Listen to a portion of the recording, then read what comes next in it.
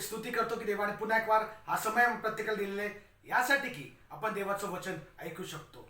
देवाची दया त्याची करुणा प्रति दिवशी आमच्यासाठी नवीन होते आणि आजच्या कृपेबद्दल आजच्या दयेबद्दल मी देवाचा धन्यवाद करतो आणि त्याची स्तुती करतो. आज ज्या विषयातून मी तुमच्या प्रत्येकासाठी बोलणार आहे तो विषय म्हणजे प्रायव्हेट डिव्होशन्स किंवा आम्हाला माहिती आहे की वैयक्तिकरित्या जेव्हा मी देवाची भक्ती करतो त्याला प्रायव्हेट डिव्होशन म्हणतात.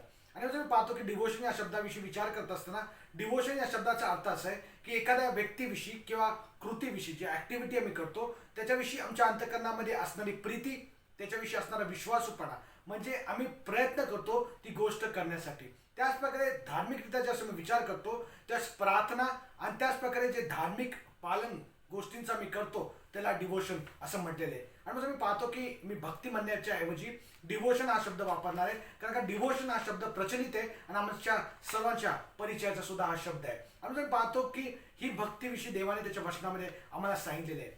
देवाच्या वचनाकडे जाण्यापूर्वी एक जोक किंवा एक विनोद मला तुम्हाला सांगावासा वाटतो. एकदा एक कीर्तनकार होता आणि तो एका ठिकाणामध्ये कीर्तन करण्यासाठी गेला.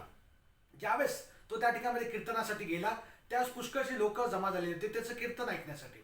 पण जास्त तो कीर्तन करता करता आलाप घेण्यासाठी त्याने आपले डोळे बंद केले आणि आपली मान खाली लावली आणि आलाप घेण्याची सुरुवात केली. त्याचा आलाप भला मोठा झाला आणि तो वाढल्यानंतर ज्यावेळेस त्याने तो आलाप पूर्ण करून आपलं मान वर केली आणि ज्यावेळेस त्याने पुढे पाहिलं त्यावेळेस त्या ठिकाणामध्ये त्याला कोणीच दिसलं नाही, फक्त एकच व्यक्ती बसलेला त्या ठिकाणामध्ये त्याला दिसला. ज्यावेळेस त्याला कोणीच दिसलं नाही त्यावेळेस तो फार दुःखी झाला, त्याला वाईट वाटलं.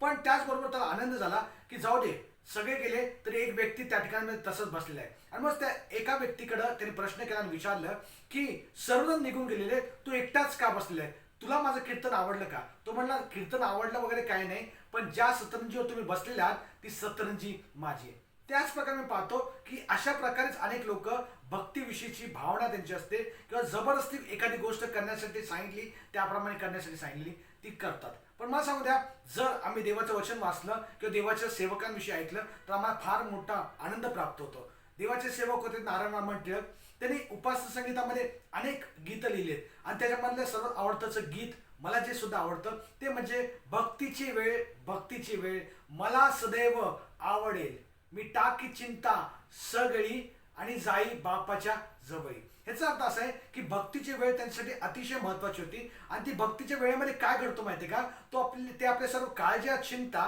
त्या देवावरती टाकतात, त्या स्वर्गीय पित्याकडे ते जात असतात. आणि पुढचं त्याचं कडवं जर तुम्ही ऐकलं तर त्या ठिकाणी असं म्हणले, ती संकटाच्या समयी देईल शक्ती हृदयी, ते मोह पाशही टळेल अमूल्य ही भक्तीची वेळ. म्हणजे ज्या वेळेस आम्ही वेगवेगळ्या प्रकारच्या जीवनामध्ये संकटातून जातो, समस्येतून जातो, अडचणीतून जातो, त्या सर्व अडचणीतून जात असताना आमच्या अंतःकरणाला देणारी शक्ती त्या भक्तीमध्ये आम्हाला प्राप्त होते किंवा जे डिव्होशन आम्ही देवामध्ये करत असतो त्यामुळे आम्हाला प्राप्त होत असते. आम्ही पाहतो की तो म्हणतो तै मोह पाशही टळे अमूल्य ही भक्तीची वेळ. ह्याचा अर्थ असा आहे की ज्यावेळेस आम्ही त्या भक्तीच्या वेळेमध्ये किंवा डिव्होशनमध्ये वेळ घालवतो त्यावेळेस आमच्या जीवनामध्ये येणारे प्रत्येक मोह प्रत्येक पाशातून देव आमची सुटका करत असतो. म्हणून आम्हाला एक गोष्ट पाहायला मिळते या सर्व गोष्टींच्या द्वारे की देवाबरोबर जो वेळ आम्ही घालतो, जे मौल्यवान डिव्होशन त्याच्यामध्ये करत असतो ते आमच्यासाठी अतिशय महत्वाचे आहे. पवित्र शास्त्र तुम्ही वाचलं त्याच प्रकारे या जगातील लोकांविषयी सुद्धा जे असं मी विचार करतो त्याचं मला पाहायला मिळतं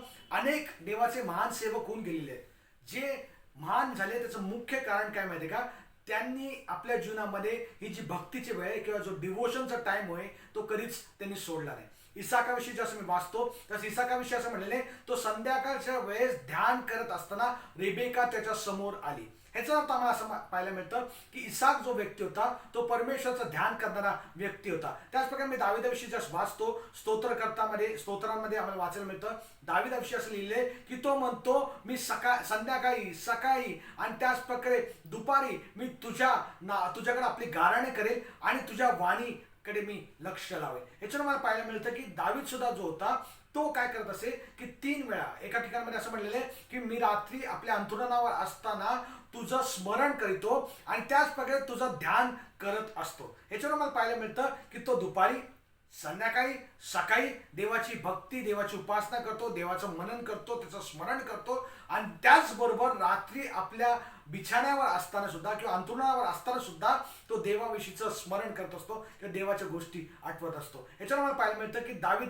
अशा प्रकारचा व्यक्ती होता, म्हणूनच देव त्याला त्याच्या मनासारखं व्यक्ती म्हणतो. दानिएलाविषयीचं उदाहरण सुद्धा मला माहिती आहे की दानिएलाच्या विषयी विरुद्ध एक फरमान काढलं होतं आणि असं म्हटलेलं की राजाची उपासना करा. पण दानिएलाने फरमान काढल्यानंतर ज्यावेळेस तो आपल्या घरी गेला त्यावेळेस त्यांनी त्याची खिडकी उघडली जी येरुशलेमेच्या दिशेने होती आणि त्या ठिकाणामध्ये तो म्हटलेला आहे की नित्य नियमाप्रमाणे त्यांनी त्याच्या दिवसातून 3दा देवाजवळ प्रार्थना केली. याच्यावर आम्हाला पाहायला मिळतं की या सर्व लोकांच्या जीवनामध्ये ते सामर्थ्यशाली बनले. त्याचं मुख्य कारण काय असेल माहिती का? त्यांचं प्रायव्हेट डिव्होशनल लाईफ किंवा वैयक्तिकरित्या ज्या वेळेस ते देवाच्या उपासनेमध्ये देवाच्या सानिध्यामध्ये वेळ घालवत होते. त्यामुळे पवित्र शास्त्रात आम्ही वाचतो त्यास आम्हाला पाहायला मिळतं की प्रभू येशू ख्रिस्त सुद्धा जो देवाचा पुत्र असताना देखील त्याने सुद्धा या गोष्टीला महत्व दिलेले आहे. मार्क शुभवृत्तांताचा 1 अध्याय आणि 35 वचन जेव्हा तुम्ही वाचता तर त्याच ठिकाणी आम्हाला वाचायला मिळतं की तो मोठ्या पहाटे उठून बाहेर गेला व रानात जाऊन तेथे त्याने प्रार्थना केली. ह्याचा अर्थ हा आहे की प्रभू येशू ख्रिस्त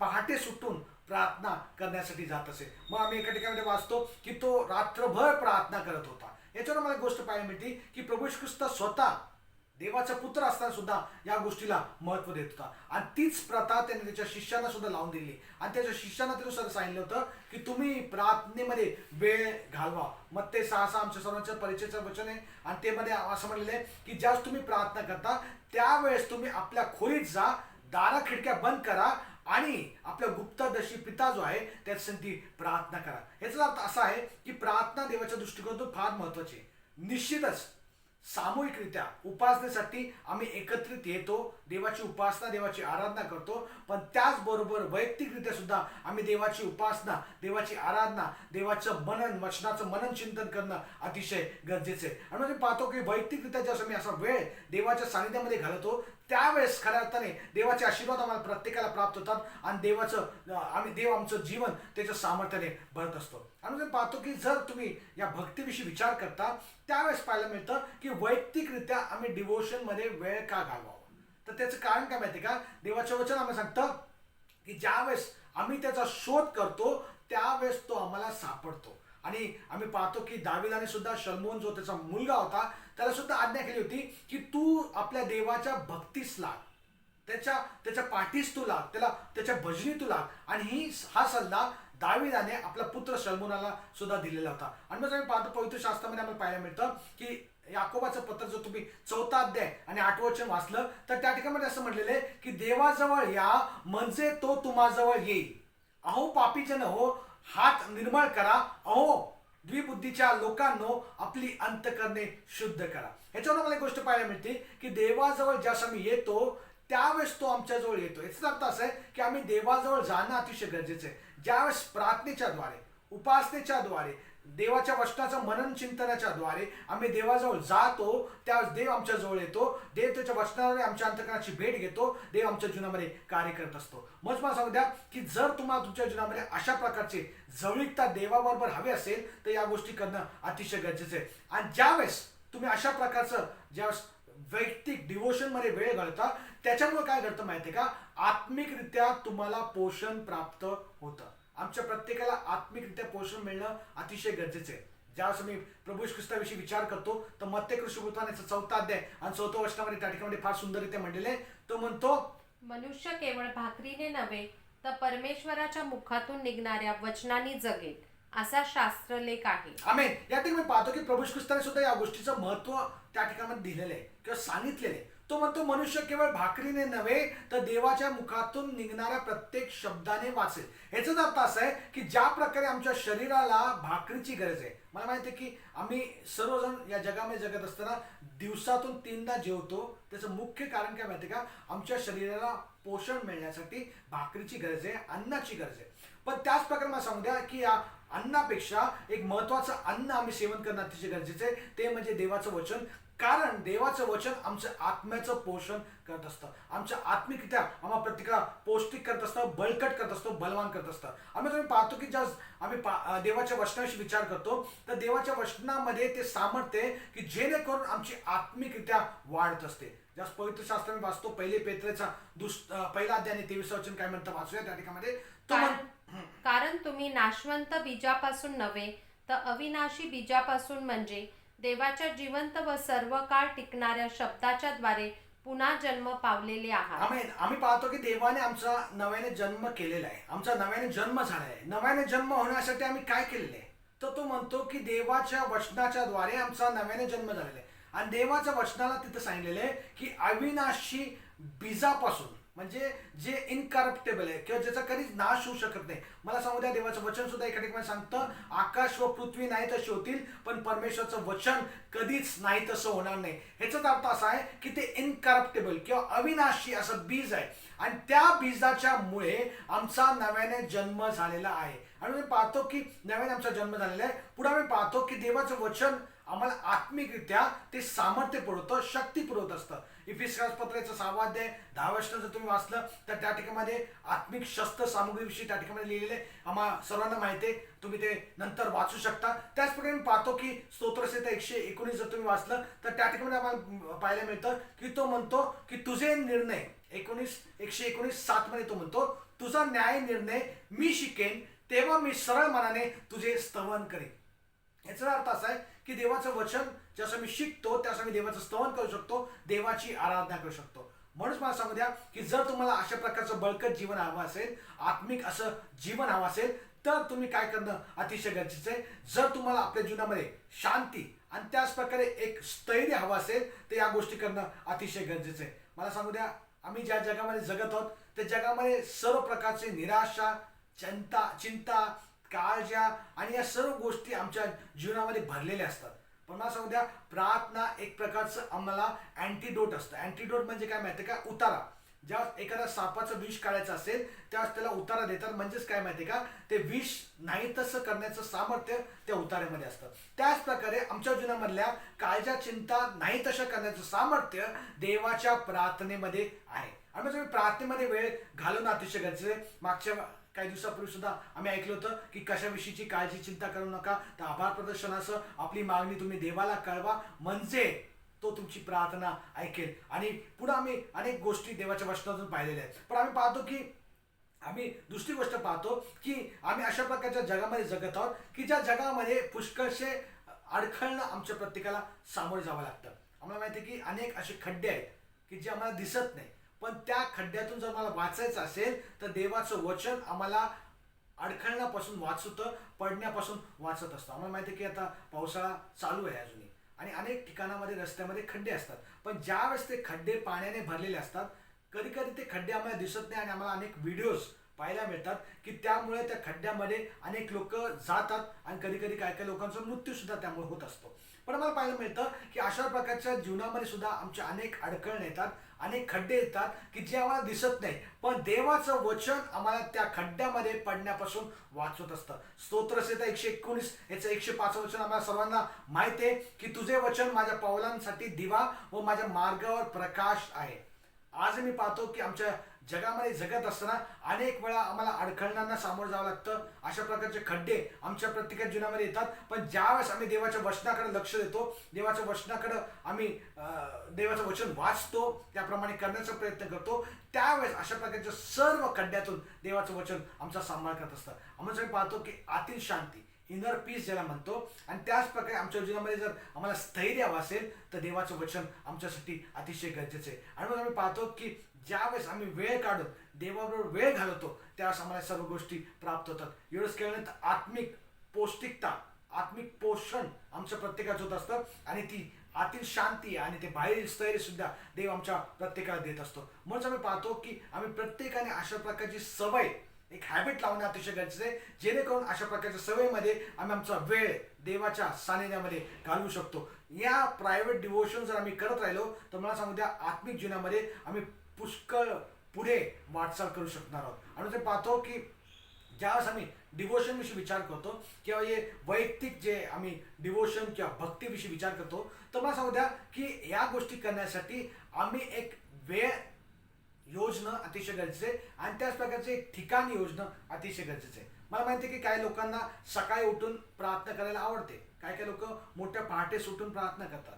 की त्यांना सकाळी उठून प्रार्थना करायला आवडते. पण काही काही लोक असे आहेत की ज्यांना रात्रीच्या वेळेस जेव्हा सर्वकडे शुकशुकाट झालेला असतो त्यावेळेस त्यांना प्रार्थनेमध्ये वेळ घालवायला आवडतो. मला सांगू द्या, सकाळ किंवा संध्याकाळ वेळ महत्वाची नाही, पण एक वेळ तुम्ही धारण करणं किंवा एक वेळ नेमून देणं अतिशय गरजेचं आहे, की ज्यावेळेस त्या वेळेमध्ये कोणत्या प्रकारचं तुम्हाला डिस्ट्रॅक्शन असणार नाही, कुठल्या प्रकारचं अडखळणं असणार नाही किंवा लक्ष विचलित होणार नाही, अशी वेळ तुम्ही नेमा आणि त्या वेळेमध्ये तुम्ही देवाच्या उपासनेमध्ये किंवा डिवोशनमध्ये तुम्ही स्वतः वैयक्तिकरित्या वेळ घालणं अतिशय गरजेचं आहे. दुसरी गोष्ट मला सांगू द्या की ते डिवोशन करत असताना कदाचित तुम्ही बाहेर एका ठिकाणामध्ये करू शकता किंवा आत आपल्या घरामध्ये सुद्धा त्या प्रकारचं डिवोशन करू शकता. प्रभू श्री ख्रिस्ताविषयी मी वाचतो मार्क शुभवर्तमानाचा पहिला अध्याय आणि 35 वचनामध्ये काय म्हटलेलं आपण वाचूया. मग तो सकाळी मोठ्या पहाटे सुटून बाहेर गेला व रानात जाऊन तेथे त्याने प्रार्थना केली. या ठिकाणी मी पाहतो की प्रभू श्री ख्रिस्त मोठ्या पहाटे सुटून बाहेर गेला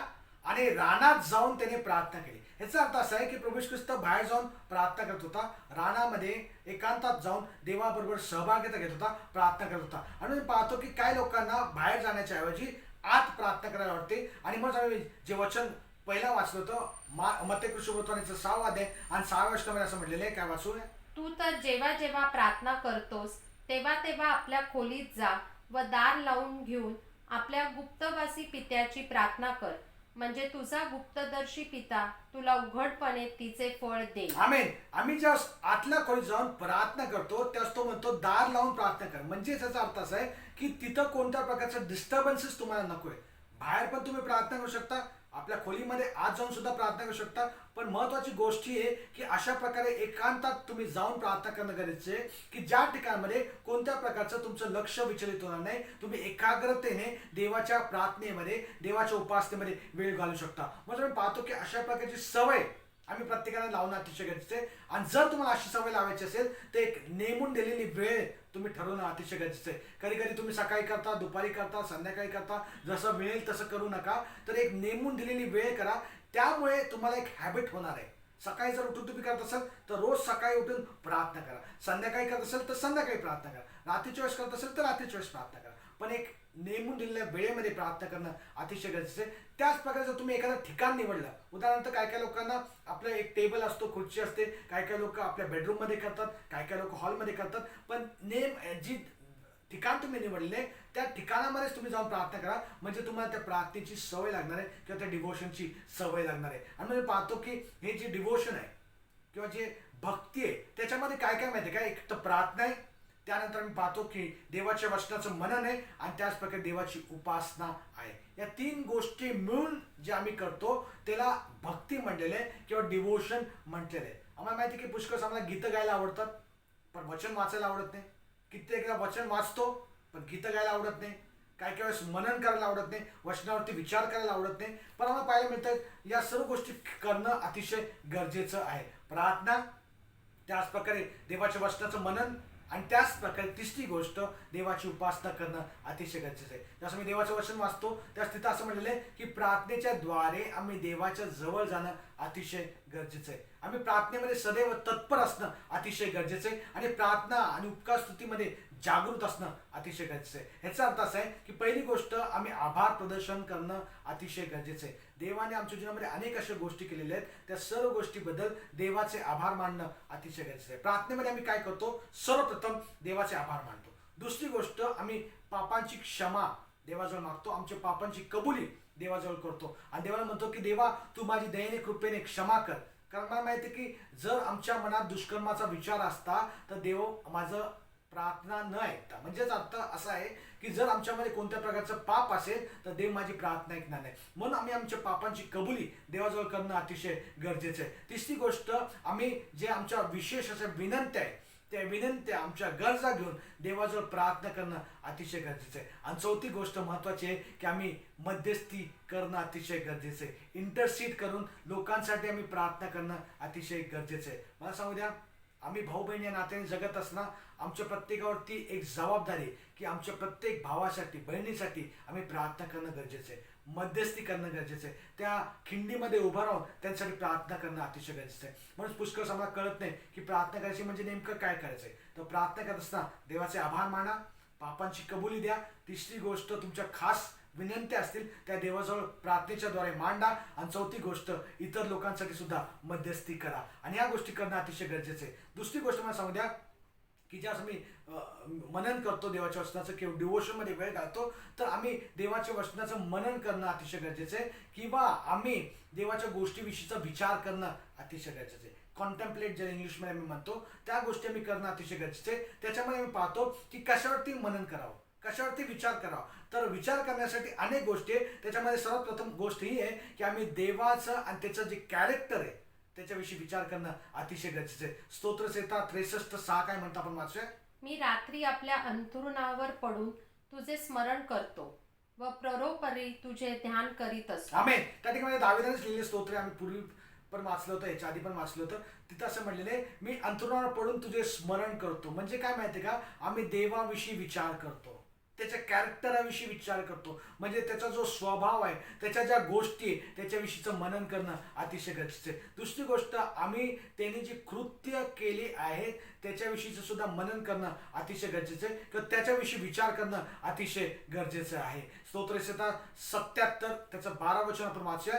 मी तुझ्या सर्व कृत्यांची मननही करील आणि तुझ्या महत्व कृत्यांचे विचार करील. आमेन. मी तुझ्या सर्व कृत्यांचे, मला सांगू द्या, पुष्कळ कशाविषयीचा विचार करतो आम्ही. अनेक चुकीच्या गोष्टीविषयी बराच वेळ विचार करत असतो. पण मला सांगू द्या, आम्ही चांगल्या गोष्टीचा विचार करा. पुढे मी तुम्हाला सांगणारच आहे कोणतं वचन येते. पण त्याच्या पूर्वी मला सांगू द्या की आम्ही त्याच्या कृत्यांचं स्मरण करणं अतिशय गरजेचं आहे, त्याचं मनन करणं अतिशय गरजेचं आहे. देवाने अद्भुत अशी कृत्य आमच्या प्रत्येक जीवनामध्ये केलेले आहे, त्या कृत्यांचं मनन करणं अतिशय गरजेचं आहे. आणि तिसरी गोष्ट, देवाचं जे प्रगट झालेलं वचन आहे त्या वचनाचा सुद्धा आम्ही विचार करणं किंवा त्याच्यावरती मनन करणं अतिशय गरजेचं आहे. आणि त्यामुळे जर आम्ही वाचलं तर स्तोत्रसंहिता 119 याचं 15 वचन काय म्हटलेलं आहे वाचलं. मी तुझ्या विधींचे मनन करील, तुझ्या मार्गाकडे लक्ष दे. मी तुझ्या विधींचे मनन करेल. म्हणजे तू जे नियम दिलेले आहेत, तू जी वचनामध्ये दिलेले त्याचं मनन करेल. म्हणजे रात्रंदिवस त्याचं मनन करणं अतिशय गरजेचं आहे. पुढं तो म्हणतो तुझ्या मार्गाकडे लक्ष दे. म्हणजेच याचा अर्थ असा आहे, मी तुम्हाला सुरुवातीला सांगितल्याप्रमाणे, की देवाचं वचन आमच्या पावलासाठी दिवा आहे, आमच्या मार्गावरती प्रकाश आहे. म्हणजे ज्या मार्गाने मी गेलं पाहिजे ते मार्ग देवाचं वचन आम्हाला प्रगट करत असतं. आणि मग देवाचं वचन वाचणं, त्याच्यावरती मनन करणं अतिशय गरजेचं आहे. जर तुम्ही देवाच्या वचनावरती मनन करत नसाल तर देवाचा मार्ग तुम्हाला कधीच प्राप्त होणार नाही. तर त्यासाठी आम्ही या गोष्टी करणं गरजेचं आहे. आणखीन एक वचन वाचूया, स्तोत्रसंहिता 119 त्याचं 23 वचन काय म्हणतं वाचूया. अधिपतीही बसून आपापसात माझ्या विरुद्ध बोलतात, पण तुझा दास तुझ्या नियमाचे मनन करतो. आमेन. मला सांगू द्या, या वचनाचे आम्ही सर्वजण परिचित आहोत. आमच्या विरुद्ध सुद्धा अनेक लोक विचार करतात, आमच्याविषयी बोलत असतात. कधी कधी आपल्या विरुद्ध अनेक लोक बोलत असतात. या ठिकाणी तो म्हणतो अधिपती माझ्या विरुद्ध बोलत असतात. मला माहिती आहे की हा अनुभवातून आम्ही प्रत्येक जण जातो, कोण ना कोण आमच्या विरुद्ध काही ना काही बोलत असतं. पण तो स्तोत्र करता त्या ठिकाणी म्हणत आहे की ते माझ्या विरुद्ध बोलतात, पण मी काय करतो, पण तुझा दास तुझ्या नियमांचे मनन करतो. ह्याचा अर्थ असा आहे की कोण माझ्या विरुद्ध काय करत आहे, कोण माझ्या विरुद्ध काय बोलत आहे, ह्याच्याकडे लक्ष न लावता आम्ही काय करणं गरजेचं आहे की देवाच्या वचनाचं मनन करणं अतिशय गरजेचं आहे. आम्ही पाहतो की मेडिटेट करत असताना, मनन करत असताना आम्ही देवाविषयी, देवाच्या कॅरेक्टरविषयी मनन करणं अतिशय गरजेचं आहे, त्याच्या कृत्यांविषयी मनन करणं, स्मरण करणं अतिशय गरजेचं आहे. आणि त्याच प्रकारे त्याच्या वचनाचं मनन करणं अतिशय गरजेचं आहे. आणि तिसरी गोष्ट मला सांगू द्या की अशा प्रकारची स्तुती, जी सर्व गोष्टीने भरलेली आहे, अशा प्रकारची स्तुती आम्ही देवाचं करणं अतिशय गरजेचं आहे. आम्हाला माहिती आहे की फिलिप्पी 4:8 मध्ये काय म्हणलेलं आपण वाचूया. बंधूंनो, शेवटी इतके सांगतो की जे काही सत्य, जे काही आदरणीय, जे काही न्याय, जे काही शुद्ध, जे काही प्रशंसनीय, जे काही श्रवणीय, जो काही सद्गुण, जी काही स्तुती, त्याचे मनन करा. मी तुम्हाला सुरुवातीला सांगितल्याप्रमाणे की पुष्कळ वेळेस आम्ही अनेक चुकीच्या गोष्टींचं मनन करतो. पण जर मननच करायचं असेल, विचारच करायचा असेल, एखाद्या गोष्टीवरती वेळ जर घालवायचा असेल, तर देवाचं वचन आम्हाला काय सांगतं, अशा अनेक गोष्टी ज्याच्याविषयीचं आम्ही मनन करणं अतिशय गरजेचं आहे. तो म्हणतो जे काही सत्य, जे काही आम्ही पाहतो आदरणीय, न्याय, या सर्व गोष्टीविषयीचं मनन करणं अतिशय गरजेचं आहे. आणि त्याच प्रकारे मी पाहतो की देवाची स्तुती करत असताना गीतांच्या द्वारे देवाची स्तुती करणं अतिशय गरजेचं आहे. कदाचित काय काय लोकांना एखादं यूट्यूबवर लावलेलं गीत लावून ते देवाची उपासना, देवाची आराधना करतात, देवाचे गीतं गातात. तर या सुद्धा गोष्टी करणं चांगल्या आहे. मला सांगू द्या की अशा प्रकारच्या वातावरणामध्ये आपलं दिवसाची सुरुवात करणं किंवा आपल्या रात्रीचा वेळ घालवणं अतिशय गरजेचं आहे. आणि मला सांगतो या ठिकाणामध्ये की अशा प्रकारे जसं मी करतो त्यास आतील प्रतिसाद आम्हाला देतो. आमच्या अंतकरणातून देव आनंदित आम्हाला प्रतिकार करत असतो. आणि मी पाहतो की देवाचं वचन सुद्धा सांगतं की आमच्या जीवनामध्ये येणाऱ्या ज्या परिस्थिती आहे त्या परिस्थितीला आम्ही तोंड देत असताना काय करणं गरजेचं आहे. याकोबाचं पत्राचं 5 अध्याय 13 वचन वाचूया. तुमच्यापैकी कोणी दुःख भोगत आहे काय, त्याने प्रार्थना करावी. कोणी आनंदात आहे काय, त्याने स्तोत्रे गावी. आम्ही या ठिकाणी म्हणलेलं आहे की 2 प्रकारच्या परिस्थितीत आम्ही जात असतो. एक तर दुःखामधून किंवा आनंदातून. जर दुःखावरून जात असो तर तो म्हणतो की तुमच्यामध्ये कोण दुःखी असेल तर त्यांनी प्रार्थना करावी. दुःखातून जात असताना कुरकुर करणं किंवा एखाद्या व्यक्तीला एखाद्या परिस्थितीला दोष देण्यापेक्षा तो म्हणतो काय करा, दुःखी आहे प्रार्थना करा. आणि दुसरी गोष्ट आनंदित असाल तर तो म्हणतो तुम्ही काय करणं गरजेचं आहे तर देवाची स्तोत्र देवाची गीत गाणं अतिशय गरजेचं आहे. काही दिवसापूर्वी आम्ही गीत गात होतो चर्चमध्ये, making melody in your heart and to the king of Kings.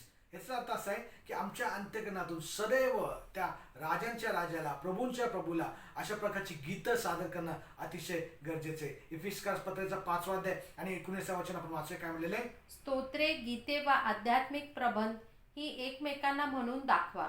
आपल्या अंतकरणात प्रभूला गायन वादन करा. आपल्या अंतकरणात म्हणजे मी तुम्हाला सांगितलं making melody in your heart. अंतकरणामध्ये काय असणं अतिशय गरजेचं आहे? परमेश्वराचं गायन वादन, परमेश्वराची स्तुती, परमेश्वराची आराधना आणि हे सतत करत राहा असं देवाचं वचन आम्हाला सांगतं. म्हणून आपण पाहतो की अशा प्रकारची जी भक्ती आहे, डिवोशन आहे, त्या डिवोशनमध्ये प्रार्थना आहे, देवाच्या वचनाचं मनन आहे आणि त्याच प्रकारे देवाची स्तुती गीते, देवाची उपासना, देवाची आराधना आहे. म्हणजे पाहतो या सर्व गोष्टीविषयी विचार करत असताना याचा सर्वात सारांश काय माहिती आहे का की आम्ही अशा प्रकारच्या पापमय जगामध्ये जगत आहोत.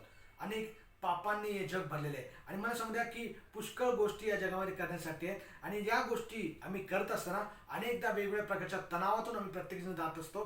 अनेकदा आम्ही चिंताक्रांत होतो, काळजीने भरलेलं असं जीवन जगतो. पण मला सांगू द्या या सर्व गोष्टीतून आम्ही जात असताना त्या गोष्टी आम्हाला देवापासून दूर घेऊन जाण्याचा प्रयत्न करत असतात. पण आम्ही काय करणं गरजेचं माहिती आहे का? स्वतःसाठी अशा प्रकारचे प्रायव्हेट डिवोशन किंवा वैयक्तिकरित्या अशी भक्तीमध्ये देवाबरोबर वेळ घालवणं अतिशय गरजेचं आहे. आणि मग मी जर अशा प्रकारे देवाबरोबर वेळ घालवला तर अशा प्रकारे वेळ घालवल्यामुळे आम्ही देवाच्या जवळ जाणार आहोत. जो आमचा स्वर्गातील पिता आहे त्याच्या जवळ आम्ही जाऊ शकणार आहोत. एवढंच केवळ नाही तर आमच्या अंतकरणाला जी शक्ती आम्हाला हवी आहे ती शक्ती आम्हाला प्राप्त होणार आहे, जेणेकरून आम्ही त्याची इच्छा पूर्ण करू शकणार आहोत. आणि पुढे आम्ही पाहतो की दावीद राजा सुद्धा देवाच्या मनासारखा व्यक्ती होता. त्याचं कारण काय माहिती का? तो नेहमी या गोष्टीमध्ये देवाबरोबर वेळ घालत होता. आम्ही पाहतो की देवाचा पुत्र सुद्धा या सर्व गोष्टी करत होता. आणि मला सांगूया तो जर देवाचा पुत्र असताना देवाबरोबर एकांतात वेळ घालवत होता तर आम्ही किती विशेष करून या जगामध्ये जगत असताना देवाबरोबर एकांतात वेळ घालवणं अतिशय गरजेचं आहे. जाता जाता शेवटचं वचन मी तुम्हाला सांगतो. स्तोत्रसंहिता 119 आणि त्याचं 147 वचन आपण वाचूया. उजडण्यापूर्वी उठून मी आरोळी मारतो, मी तुझ्या वचनांची आशा धरतो. तुझ्या वचनांचे चिंतन करायला रात्रीच्या प्रत्येक प्रहरापूर्वी माझे डोळे उघडे असतात. आम्ही या ठिकाणी पाहतो की तो सकाळी प्रार्थना करतो, रात्रीच्या प्रार्थना करतो, दुपारी प्रार्थना करतो. मला सांगू दे आम्ही सुद्धा आमच्या जीवनामध्ये अशा प्रकारे देवासाठी डिवोशन असणं अतिशय गरजेचं आहे. मला सांगू द्या मी तुम्हाला सुरुवातीलाच त्याचा अर्थ सांगत असताना म्हटलं एखाद्या व्यक्तीविषयी प्रीती असणं, एखाद्या व्यक्तीविषयीचा विश्वासू पण असणं त्याला डिवोशन म्हणतात. आजही मला तुम्हाला सांगू द्या अशा प्रकारचं डिवोशन जगातील लोकांमध्ये असण्याच्या ऐवजी आम्ही आमच्या देवासाठी असणं अतिशय गरजेचं आहे. आणि जाता जाता मला सांगू द्या सुंदरसं गीत पुन्हा एकदा मला आठवण करू द्या. भक्तीची वेळ मला सदैव आवडेल, मी टाकी चिंता सगळ्या आणि मी टाकी चिंता सगळी आणि जाई बाप्पा जवळी. अशा प्रकारे हे गीत आहे. आणि मला सांगू द्या सदैव आमच्या जीवनामध्ये अशा प्रकारे मी मनन देवाचं करणं, चिंतन करणं अतिशय गरजेचं आहे. देव करो हे करण्यासाठी देव तुम्हाला प्रत्येकाला सहाय्य करो, मदत करो. God bless you. आपण प्रार्थना करूया. स्वर्गीय प्रेमळ पिते आमचा धन्यवाद करतो, तुझी स्तुती करतो. पुन्हा एक वार तुझ्या वचनाद्वारे तुमच्या प्रत्येकाच्या अंतकरणाशी बोललेलं आहेस माझ्या देवा. प्रभू माझा विश्वास आणि माझी खात्री आहे की तुझं वचन हे सत्य आहे माझ्या देवा. आज आम्ही तुझ्या वचनावरून शिकलेलं असताना आम्ही वैयक्तिकरित्या एकांतात तुझ्याबरोबर वेळ घालणं किती महत्त्वाचं आहे ते तुझ्या वचनातून तो मला सांगितलेलं आहे माहिती देवा. प्रभू, या जगामध्ये जगत असणार, हे धक्काधक्कीच्या जगामध्ये जगत असणार, पुष्कळ वेळेस आम्हाला वेळ मिळत नाही किंवा आम्ही वेळ काढू शकत नाही. पण आज मी प्रार्थना करतो तुझ्याबरोबर वेळ घालवण्यासाठी, एकांतामध्ये तुझ्या सानिध्यामध्ये बसण्यासाठी, तुझं वचन वाचण्यासाठी, त्याचं मनन करण्यासाठी, तुझी स्तुती गीते गाण्यासाठी, प्रार्थनेमध्ये वेळ घालण्यासाठी तुम्हाला प्रत्येकाला सहाय्य कर, मदत कर, अशी प्रार्थना विनंती करतो. पुन्हा एक वार समय तू आम्हाला दिलास, तुझा धन्यवाद करतो, तुझी स्तुती करतो. मान सन्मान करू तुझ्याच नावात देत येशूच्या प्रेम गुणाने मागतो म्हणतोय, आमेन. आता देवबापाची प्रीती, प्रभू येशू ख्रिस्ताची कृपा, पवित्र आत्म्याची सहभागिता तुम्हा सर्वांबरोबर आता आणि सदा सर्व काळ असो. आमेन. God bless you.